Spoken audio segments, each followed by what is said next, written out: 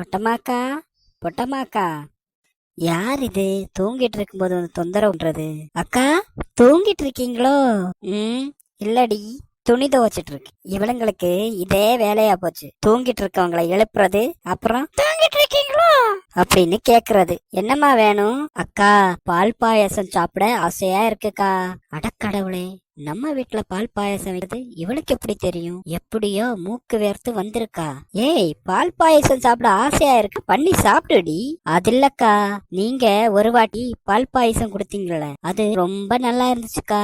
அதுக்கு நீங்க எனக்கு கொஞ்சம் பால் பாயாசம் செஞ்சு கொடுத்தீங்கன்னா ரொம்ப நல்லா இருக்கா. டேஸ்ட் இன்னும் என் நாக்கிலே இருக்குது. என்ன இவ நம்ம வித்தைய நம்ம கிட்ட யூஸ் பண்ண பாக்குறா. நாம தான் அடுத்த வீட்டு போய் பாயாசம் செஞ்சு கேட்போம். இவ நம்ம கிட்ட செஞ்சு கேட்க வந்திருக்கா. அடியே, யாரு கிட்ட உன் வேலையை காட்ட வந்திருக்க? ஓ, அந்த பாயாசமா? அந்த பாயாசம் நான் பண்ணலம்மா. என்னோட தம்பி கல்யாணத்துக்கு மிச்சம் வந்த பாயாசமா அது. ஒரு மாசமா ஃப்ரிட்ஜ்ல வச்சு எங்க குடும்பமே சாப்பிட்டுட்டு வந்தோம். எவ கண்ணு பட்டுச்சோ தெரியல. நாங்க ஊருக்கு போன நேரமா பார்த்து கரண்ட் போயிடுச்சு. சரி, கரண்ட் போயிடுச்சே, வேஸ்ட் ஆக்க வேண்டான்னு உங்ககிட்ட கொடுத்தி. அடி பாவி, பழைய பாயாசத்தை கொடுத்து அதை எங்க கிட்டயே சொல்றியா?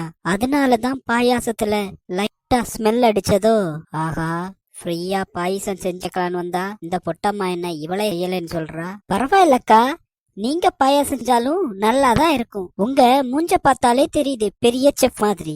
ஏண்டி, நான் அந்த கெட்டு போன பாயாசத்தை தந்ததுக்கு அப்புறமும் நான் செய்யற பாயாசம் தான் வேணும்னு கேக்குறேன். அப்போ நீ ஓசியில பாயாசம் ஏக்க வந்தவ தாண்டி.